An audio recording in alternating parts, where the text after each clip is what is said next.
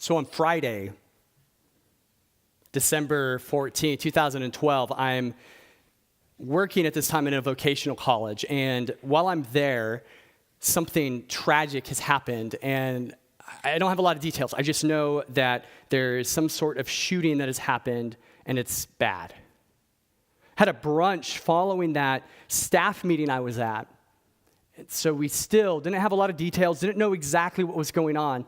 But as I'm driving home in our car at the time, and actually we had XM radio, which was free. We never paid for that, but it was free. So I could listen to the feed of CNN as I was driving home, because who doesn't want to hear a bad event sensationalized? Because that's what I know of CNN. They blow things up. And so I thought, if anyone was going to give me the dramatic picture, I'll just kind of follow the CNN storyline and see where it takes me. Little did I know that on that particular day, CNN could not be dramatic enough for how tragic it was. As I'm driving home, I remember hearing 18 little children had been shot and killed. 6 staff members would eventually be killed, and the tally would eventually be 20 little children. I remember praying and crying out to God. And I wrote a blog reflection on this shortly after, the following week. And so I actually have recorded how I remember that memory. And this is what I remember just crying out to God. I said, 18 little kids? No blanking way. It's so wrong. How can this be, God? How can this be? And I just wept and wept all the way from Fresno to Visalia, where we lived at the time. At the time, my wife, Lauren, was pregnant. And so we were anticipating our Lydia. It was our first time going through this. And as you can imagine, there's all kinds of interesting emotions that start to brew. Now, if it were to happen today as opposed to then, it would be even probably more intense, because the experience of like holding a child and knowing this child bears your resemblance in some odd way. And somehow God decided to give this child all of the good DNA and none of the bad. And we're very thankful for this. Every parent thinks that, by the way. Knowing in that moment that little babies had been shot and killed. If you're a parent, this rips your heart out of your chest. If you're not a parent, it still rips you up inside, because we intuitively know this is not the way the world is supposed to be. We intuitively know that this is wrong. We intuitively know, and this is outside the bounds of religion, outside the bounds of our particular faith tradition as Christian people. This, we just know in the deepest parts of our bones that this is wrong.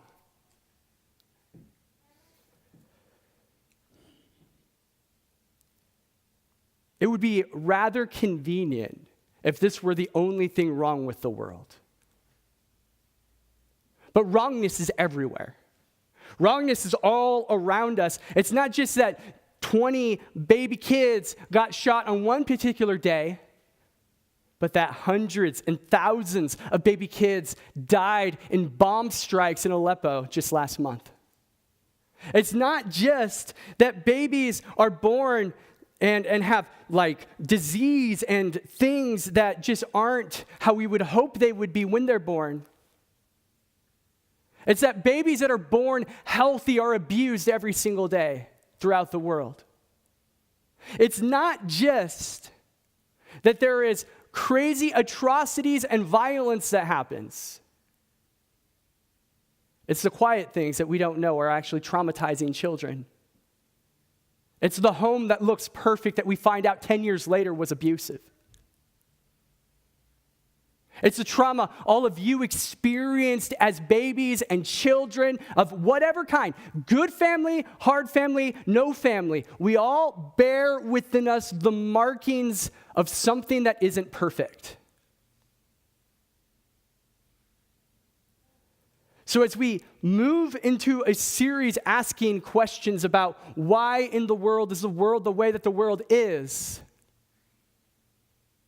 we're reminded that if we don't go into the deepest parts of how painful and dark and disgusting and disturbing and unjust this world actually is, we can't begin to honestly ask questions about the kind of God we claim to worship in this world. We can't honestly ask questions about the Christian God who we say is embodied in Jesus of Nazareth without first being honest to the fact that the world doesn't look like we would like a God to create the world. If we start there, we can move forward from there. Evil is all around us. Evil in the world is just this reality that none of us have ever figured out how to escape. It'd be nice. I'm watching this show on the Freeform network, which used to be called ABC Family, maybe? Yeah, so I don't have cable, but I do have Hulu, and it happens to be on there. And it's this show called Beyond, and basically this teenager goes into a coma and wakes up 12 years later. And I won't ruin the show for you, but the question is, where did his consciousness go during that time? That's kind of the premise of the show. And I think a lot of us need to wake up to the reality that we let our consciousness fall way out of our body, way out of our experience, because for some of us, letting our imagination run away, putting on some rose-colored glasses, trying to make sense of the world with the right answers, avoiding mystery, avoiding complexity,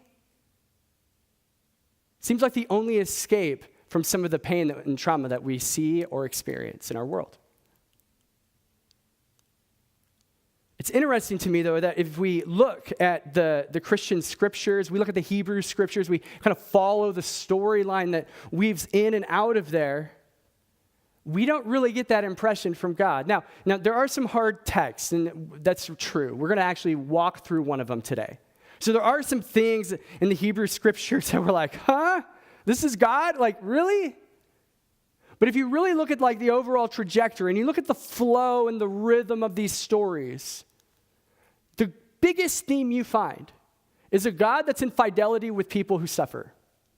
The biggest theme you actually find is that God is in fidelity. God isn't out there escaping somewhere, pretending that this mess isn't happening, or planning the day when this God will come in, clean up shop, beat up the world's bad parts, destroy it all, and just say, well, bring your happy consciousness that you've always wanted to escape and escape somewhere else.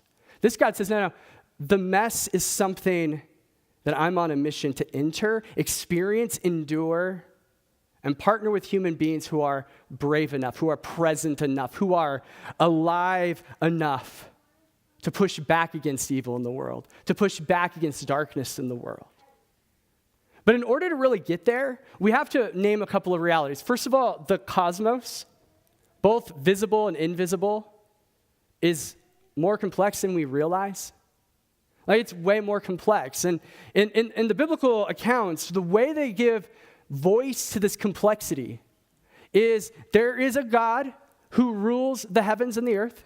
This God is the creator of all things. By the time you get to the New Testament, we get these glimpses that this God actually is manifested or revealed to creation in three different ways. So we have this Father figure. By the way, Father is a metaphor in the Bible. I don't think you need to imagine that this is a father proper, like this somehow this God gave you this God's DNA in any like real literal way, but this is the primary metaphor Jesus uses of this God from the Hebrew Bible. Then we have the Son. And the Son, again, it would be inadequate to say, well, Jesus is God's biological kid, right? That'd be weird, right? Because Jesus also apparently was there at the beginning, according to John's gospel. So it's more complex than we make it. And then there's the Spirit, and the Spirit is God's graceful presence in creation that floods everything and mostly floods those sacred spaces, which the New Testament says for those of us who are in Christ, we actually are this temple that is built. And again, metaphor all over the place in the Bible, right? This spiritual temple where God's presence is at work, dwelling within individuals, but also within this entity. You tracking with this, right? So that's complex enough, right? Trying to figure out Trinity or whatever that is, right? Like that's already complex enough. But the biblical account doesn't stop there. There's angels in the biblical accounts. And what do we make of angels? It's very interesting, by the way. You and I, as good modern people who are even, some of us are convinced that God is real. We remain very skeptical and unconvinced that angels might also be real. Like, it seems impractical and weird, right? Can you nod to that? Like if you're a follower of Jesus in the 21st century and you're in a progressive place like Seattle and you're intellectual and you've got all the brain stuff going on and you're asking all kinds of questions, good, keep going, do that. But isn't it interesting that we can believe in a God who exists, but we can't often believe that this God also has other spiritual creatures that aren't made of flesh and blood? It's very fascinating. And then take it a step further, the biblical account says there are these sort of rebellious forces that were appointed for good but became rebellious. And by the first century, you have all of this sort of spiritual chaos happening on the ground. We call them demons sometimes. We call them fallen angels sometimes. We call them, the big guy, right? The leader of the pack is called the Satan in the biblical tradition, or the accuser. And so as we look at the cosmos, there are these visible things and there are these invisible things. And if the Bible is correct in any way, shape, or form, and you can figure out, are these like forces in creation? Are these personalities within creation? Are these like people like you and I, but they have more knowledge of God because they exist in some heavenly realm? You can figure out exactly what that all means for you. But the biblical writers over and over again remind us that the cosmos is more complex. And it seems to me that even science is figuring out that the cosmos is more complex than we realized. Look at what happens when you split a molecule, spin it one way in one place, and notice its paired electron also spins. When this happens, you know that the world is much more complex than we've thought. And what if, just what if, there are these other things happening that we cannot see? That is one of the questions of the Christian tradition. But I also want to say that the scriptures are more complex than we've let them be. That in fact, it's easy. The account we're going to read for the next couple of weeks, to get us started, by the way, I don't even know how much we're talking about this why in the world thing. It's blocked out for 3 weeks. It might go 6. I'm not sure yet. But we're just going to keep going until we've exhausted it, so that the last week you're here on the Why in the World Sunday, you'll be like, oh yeah, he's done talking. This is boring. But until that point, right? Until that point, we're going to just keep going, because I think this is so pertinent. And it actually helps us understand that we have to be very nuanced when we read texts that are possibly 3,000 years old at times, definitely some that are 2,000 years old at times. And so the Bible is this complex thing. It's a library of books and letters and poems that we've seen compiled in an intentional way. And we think that God somehow had a part of the process in what we call the tradition of the scriptures. And so what I want to invite us to do in this series is to name evil for what evil is, bigger than we can imagine or handle. What I want us to do in this series is to realize that the cosmos is way more complex than we want it to be. And that, in fact, the Bible itself is more complex than we let it be. And if we can kind of grasp those things, what we might find is not necessarily perfect answers to our questions, but embracing the fact that our world is mysterious, but there is a God who enters that mystery and meets us if we'll just let that God speak and move and be. There's one story in the Hebrew Bible that is just, I hate it. Do you have any of those? Like, if you think about your times in like even Sunday school, if you grew up in a church environment in Sunday school and they said, hey, today we're going to talk about how much God loves us. So we're going to talk about this one time when, this guy named Abram is appointed to go up a hill and kill his son with a knife. Oh, that's such a loving God. Super, right? Like, and it's framed that way so many times because we don't like complexity. And this might be one of the passages in the scriptures that causes people to say, this God's evil. And in fact, we'll talk about why some people believe this. But first, let's read the story. It's found in Genesis chapter 22. And we're only going to read 3 verses from this passage today. But it'll be on the screen. Obviously, if you have a Bible, you could turn there. And we are in the Common English Bible if you like tracking with translation. Here's what it says. After these events, God tested Abraham and said to him, Abraham. Abraham answered, I'm here. God said, take your son, your only son whom you love, Isaac, and go to the land of Moriah. Offer him up as an entirely burned offering there on one of the mountains that I will show you. Abraham got up early in the morning, harnessed his donkey, and took 2 of his young men with him, together with his son Isaac. He split the wood for the entirely burned offering, set out, and went to the place that God had described to him. Going back to Sandy Hook for a moment, what does this story trigger in you? What does this story make you experience about a God who is apparently loving? What does this story make you wonder? Does it make you wonder this? Is God evil? Because it should. This story should make you ask the question, is God evil? If it doesn't beg the question, I would invite you to ask yourself a different question. Is my consciousness floating away somewhere to escape the pain of the world? Imagine you're a father or a mother, and you have this child that you like. You've seen this child grow up. And now you start planning future things, right? And we shouldn't do this for our children, but we start, right? The fact that my daughter says she loves Doc McStuffins and wants to be a doctor, I'm all about that because when I get old, I need someone to take care of me physically, but mostly financially, right? So like, I need to know that the trajectory is working in my favor.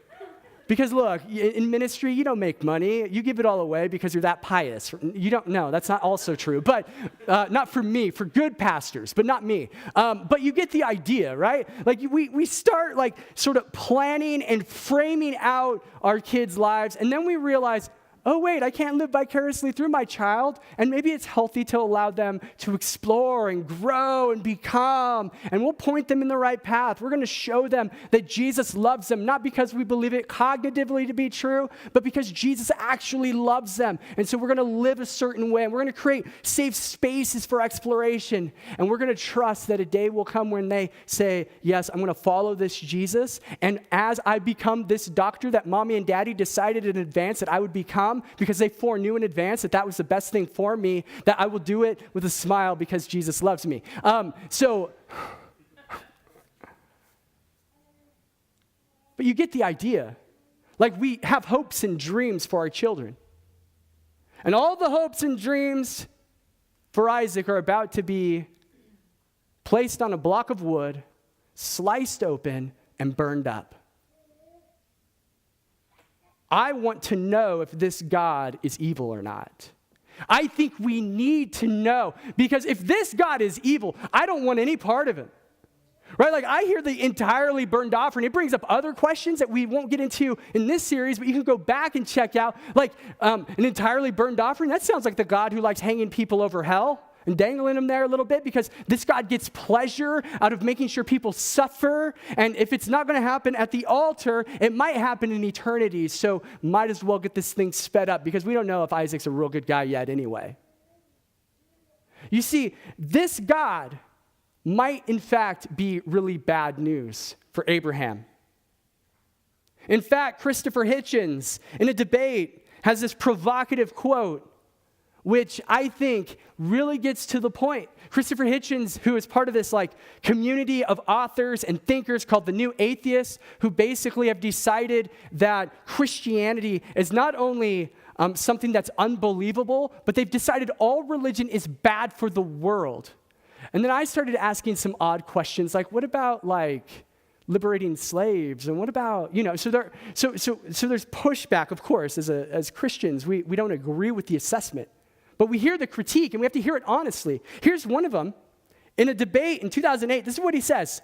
If I was told to sacrifice my children to prove my devotion to God, and I was told to do what all monotheists are told to do and admire the man who says, yes, I'll gut my kid to show my love of God, I'd say, no, F you.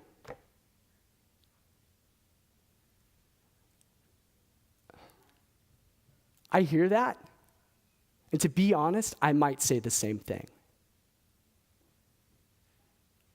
If I was hearing the voice of a deity that told me to do what Abraham was charged with doing to his son, I think I actually agree with Hitchens here. That God is evil. That God does not deserve my allegiance. In fact, I would question, because there's a lot of nice things before Genesis 22. There's a lot of chaos, there's sin and all of that, corruption and all of things that come into the world. But there are some beautiful things where you get the impression that this God is thoroughly for your flourishing. But in Genesis 22, you're wondering if the snake in the garden is now pretending to be God. And you don't know whose voice you are hearing. But friends, we do know. And we're not going to resolve the tension of this story this week, by the way. There's plenty to be talked about. But I do want to set us up for understanding that this God is rightly critiqued unless we do the hard work of understanding that the cosmos is also complex, and so is the scriptures. And so as 21st century readers, we jump into this text. We know nothing about other things that are going on in Genesis. We know nothing about the whole tradition. We know nothing about sort of some of the patterns and rhythms and ways in which God has created a complex cosmos. You read that just as it is. It should make you ask the God-evil question. But what if? What if God actually looks like Jesus? What if God actually looks like Jesus? And if we are followers of Jesus, what if the place we start isn't by saying, how can we reconcile the God who sacrifices children with Jesus? We actually ask the inverted question, how can we reconcile the fact that there is a loving, self-giving God named Jesus who is said to have commanded such an atrocity? You see the lens shift. It's very important that as followers of Jesus, we start with Jesus. If we don't start with Jesus, we have no grid, no ethical way, and from where I sit, to actually look at the Hebrew scriptures in a way where we see a God who says, love your enemies, pray for those who persecute you. Says, children, come and hang out with me, not let's go kill one of them.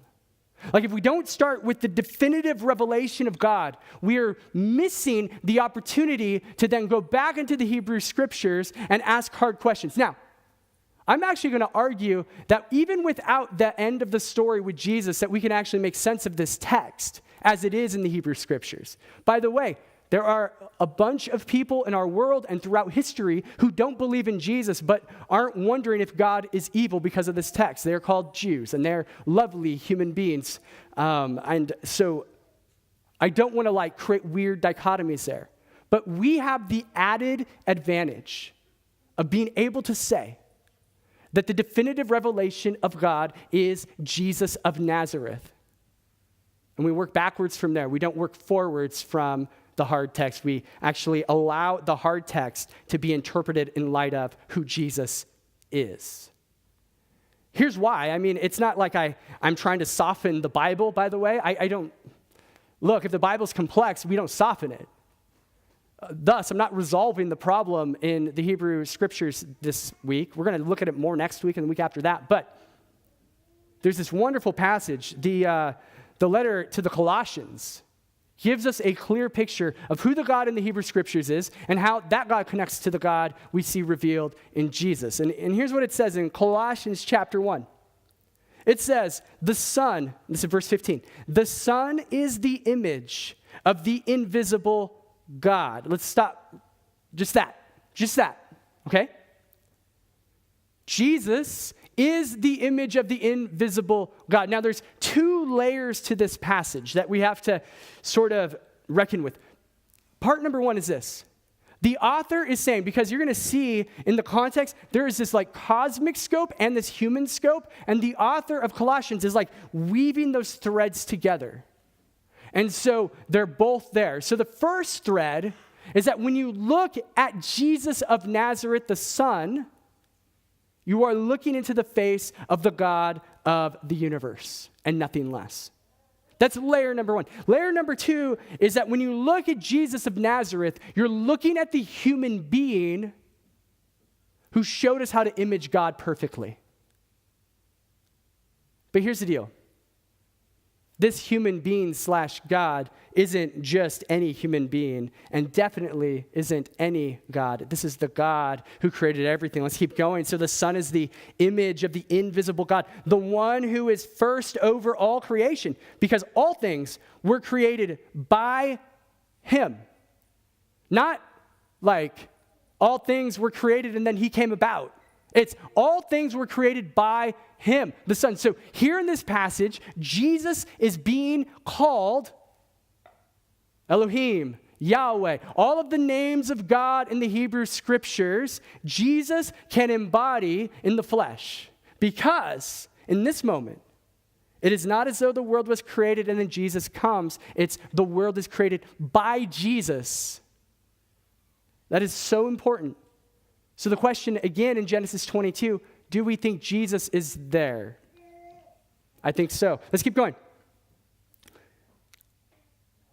Because all things were created by him, both in the heavens and on the earth, the things that are visible and the things that are invisible, whether they are thrones or powers or rulers or authorities, all things were created through him and for him. Here we go again. So the complex nature of the cosmos. There is a creator and there are rulers, powers, and authorities. In the Hebrew tradition, especially in a time period called the Second Temple period. What do I mean by that? The Second Temple period is when basically after the exile in Babylon, there is a king named Cyrus who defeats the Babylonian regime and decides, I like these Jewish folks who have been exiled, and says, why don't you go back to your homeland, rebuild the temple, I'll even sponsor it, and you can start over, start afresh. You're still under my authority, but I want to give you this shot. And so you have in the latter part of the Hebrew Bible, this awakening again, this fresh movement of God in Israel. And then if we have in our Bible, this little added chunk of text, we call it the Apocrypha. Now, the Apocrypha in our tradition isn't authoritative, but it is, what's a fancy word? Luther, I think, called it for edification, right? Meaning that there is something there that helps us understand God and Jesus, but we wouldn't want to build a belief system off it, right? So there's these interesting books. And then beyond that, there's this other layer of text. And I know, are we nerding out a little bit? Just keep with me here. There's a point. There's this other layer of text called the pseudepigrapha, right? And now the pseudepigrapha is the Hebrew pseudepigrapha, are all of these other books that no one really claims, for the most part, are authoritative in any way, shape, or form, but they're the very things that the apostles were reading, Jesus was familiar with, all kinds of Jewish people were familiar with by the first century. And one of those traditions is found in Enoch. Now, Enoch is a weird apocalyptic text, but one of the things we see in there is that these rulers, powers, authorities, these are angelic beings that God has appointed to structure the world for good, but they have chosen to not live into that pattern and are now fallen.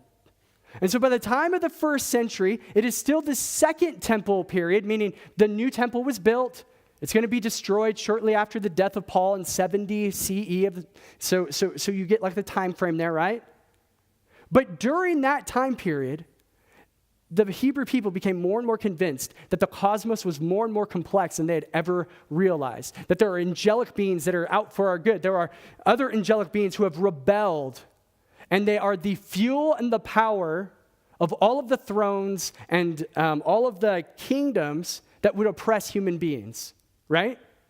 So when there's an Assyrian king, there are powers at work behind that king. Are you following? We've got to get into their worldview a little bit. I know it's different than our worldview, but that is so central. So as we see in this passage, there is a creator God, and there are these other angelic creatures in the invisible realm, all created for good. And Jesus is behind all of it. But for some reason, these creatures, some of them, have also rebelled against God's intentional way of ordering the world. There is a human element, there is a spiritual element. It's very important. But they were all created through him and for him. 17 says, he existed before all things, and all things are held together in him. He is the head of the body, the church, which is the beginning, the one who is firstborn from among the dead, so that he might occupy the first place in everything. Because all the fullness of God was pleased to live in him. And he reconciled all things to himself through him. Whether things on earth or things in the heavens, he brought peace through the blood of the cross. So the fullness of God occupies Jesus because Jesus is the fullness of God who was there at the very beginning. So as we look at this crazy world we live in, where children are dying, where your family members have cancer, where you're struggling with the residual mess of the abuse of your childhood, do we trust that God actually looks like Jesus? Do we trust that God is for our flourishing and not for evil? In a world of evil, can you trust a God who looks like Jesus? If you can answer that question, not with certainty, but lean into the mystery that this is the kind of life I want to embrace, then the biblical accounts actually have hope for a world saturated by evil. It's complex. It's painful. And some of you in this room this morning are dealing with something excessively heavy that's on your heart, that's inside there, and you're like, I don't want it to come out. I don't want it to be confronted. I don't want to really deal with this, but it is so heavy in you that you wonder if this Jesus thing even is worth your time. You wonder if God really could look like Jesus. You wonder if you could be that child who Jesus says, come, let the children come, let you come and be with me because I adore you. You are worth it. You are worth it. You are worth it because I think that you are an object of love. You are a subject of love. So we ask the question, why in the world? May we begin by naming the pain and the heartache and the possibility that this God is actually evil, but by trying to figure out if we could actually be people who trust that this God is for our flourishing because Jesus calls us into a better human existence.